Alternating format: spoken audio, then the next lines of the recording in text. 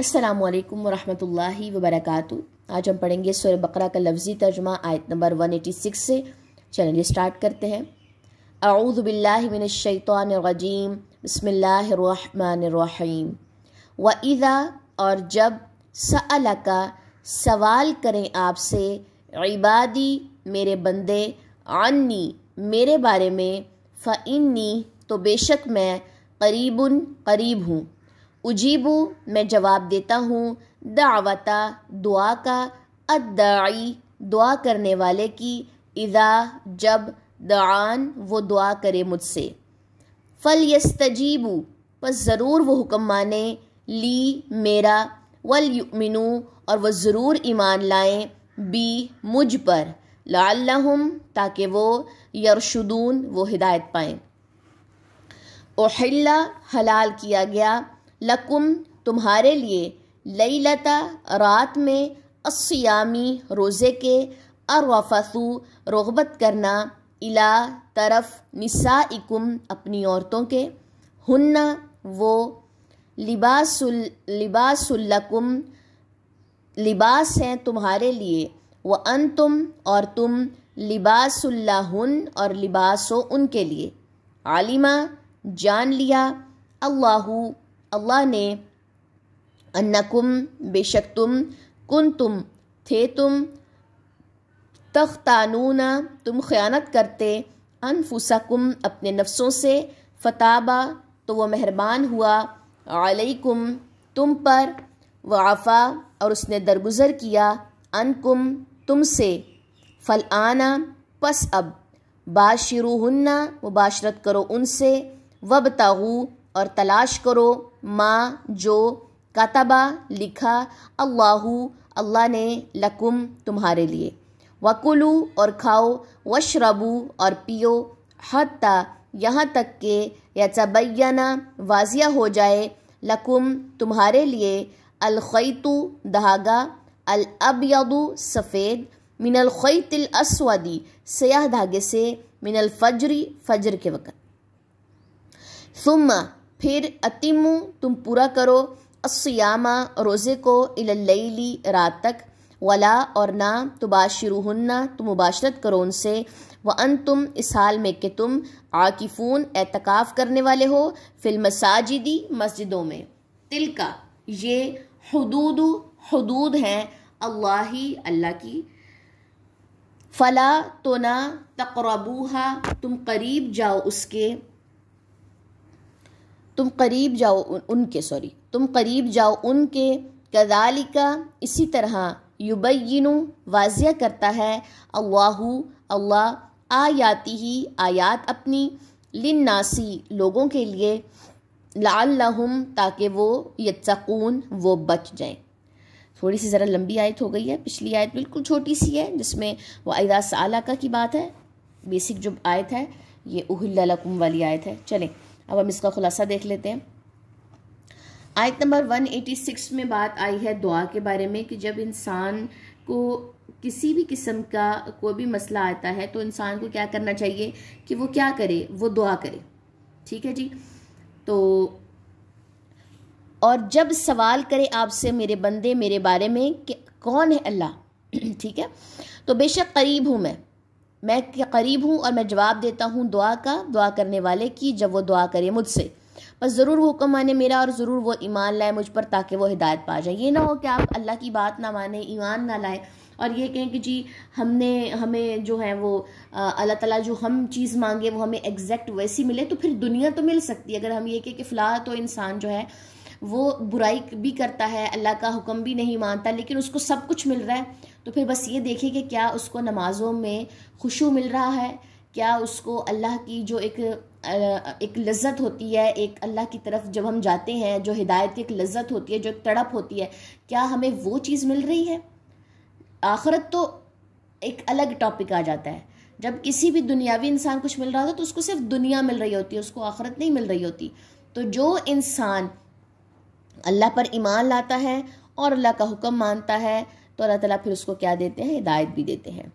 اگلی آیت ہے جی، حلال کیا گیا تمہارے لیے رات میں روزے کی رغبت کرنا اپنی طرف اپنی عورتوں سے. آپ کو معلوم ہوگا کہ پہلے کے ٹائم کے جو روزے تھے وہ ایسے تھے کہ صبح سے شام تک کا روزہ، پھر آپ نے افطار کیا مغرب کے ٹائم، پھر آپ کو رات تک کا روزہ ہوتا تھا. تو وہاں پہ عورتیں جو تھی مردوں کے اوپر حلال نہیں تھی 24 گھنٹے کے لیے بھی. تو یہاں پر بات کی گئی ہے کہ تم رات کو اپنی عورتوں کے ساتھ رغبت کر سکتے ہو، مباشرت کر سکتے ہو. اور دوسری بات کیا بتا دی گئی کہ وہ لباس ہیں تمہارے لیے اور تم لباس ہو ان کے لیے. ٹھیک ہے، تم ایک دوسرے کا لباس ہو. جیسے ہمارے لباس پہ کوئی چیز کوئی داغ لگ جاتا ہے تو ہم فوراً اس کو چھپاتے ہیں، اسی طریقے سے جب اسپاؤس میں بہت ساری مسٹیکس ایک دوسرے کی جو کمیاں کوتاہیاں ہوتی ہیں، جتنا زیادہ ہم اس کو چھپاتے ہیں اتنا زیادہ جو ہے وہ ایک رشتہ جو ہے وہ نکھر کے باہر آتا ہے. تو یہاں پر لباس سے اس چیز کو تشبیہ دے کے بتایا گیا ہے کہ یہ تمہارا لباس ہے. تم اگر اپنے پارٹنر کی غیبت کرتے ہو یا ان کو برا بلا کہتے ہو یا اس کی ناشکری کرتے ہو تو پھر انسان اپنے آپ کو ہی اس وقت بے لباس کر رہا ہوتا ہے. اس کے بعد نیکسٹ ہے کہ جان لیا اللہ نے بے شک تم تھے خیانت کرتے اپنے نفسوں سے، یعنی کہ تم خیانت کرتے تھے. رات کو اگر روزہ ان پہ فرض بھی ہوتا تھا پچھلے لوگوں پہ، لیکن وہ کیا کر لیتے تھے کہ اپنی عورتوں کے ساتھ مباشرت کرتے تھے، تو یہ خیانت تھی. تو اللہ تعالیٰ کو یہ بات علم میں تھی اللہ تعالیٰ کے، تو اللہ تعالیٰ نے کہا کہ یہ بات میرے علم میں تھی کہ تم اپنے نفس کے ساتھ خیانت کر رہے ہو، تو وہ مہربان ہوا تم پر اور اس نے درگزر کیا تم سے. ٹھیک ہے، بس اب اگلا حکم کیا آیا؟ مباشرت کرو ان سے اور تلاش کرو جو لکھا اللہ نے تمہارے لیے، یعنی کہ مباشرت کی جو وجہ ہے وہ کیا ہو کہ اس سے صالح جو اولاد ہے وہ ملے. اور کھاؤ اور پیو یہاں تک کہ واضح ہو جائے تمہارے لیے. کب تک کھانا پینا ہے؟ دھاگا سفید سیاہ دھاگے سے فجر کے وقت، یعنی کہ جب انسان اس وقت کھانا پینا جو ہے وہ روک دے جب صبح کا جو سورج ہے، فجر کا جو ٹائم ہے وہ ہونا شروع ہوتا ہے. تو یہاں پر ایگزیکٹ سمجھایا گیا ہے کہ سفید دھاگا سفید سیاہ دھاگے سے رات ختم ہو رہی ہو اور دن کا ایک دھاری دار جو دھاگا ہے وہ سٹارٹ ہونا شروع ہو جائے، وہ وقت ہوتا ہے فجر کا، اس وقت کھانا پینا جو ہے وہ چھوڑ دینا ہے. پھر تم پورا کرو روزے کو رات تک، مغرب تک اس کو مکمل کرو، اور نہ تم مباشرت کرو ان سے سال میں کہ تم اگلا کیا حکم آیا ہے؟ اعتکاف کی حالت میں بھی تم مباشرت نہیں کرو گے. مسجدوں میں اعتکاف کی، اب یہاں پر واضح ہو جائے بات، اعتکاف کہاں پہ ہوتا ہے؟ مسجد میں. تو مرد ہو یا عورت ہو، اعتکاف کا حکم یہی آیا ہے کہ وہ مسجد میں ہوگا اور رمضان کے آخری 10 دن کا ہوگا.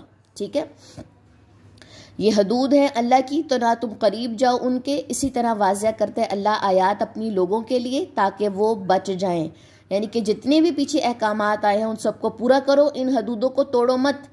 ٹھیک ہے جی، چلیں جی اب ان آیات کی ہم تلاوت دیکھ لیتے ہیں. وَإِذَا سَأَلَكَ عِبَادِي عَنِّي فَإِنِّي قَرِيبٌ أُجِيبُ دَعْوَةَ الدَّاعِ إِذَا دَعَانِ فَلْيَسْتَجِيبُوا لِي وَلْيُؤْمِنُوا بِي لَعَلَّهُمْ يَرْشُدُونَ. أُحِلَّ لَكُمْ لَيْلَةَ الصِّيَامِ الرَّفَثُ إِلَى نِسَائِكُمْ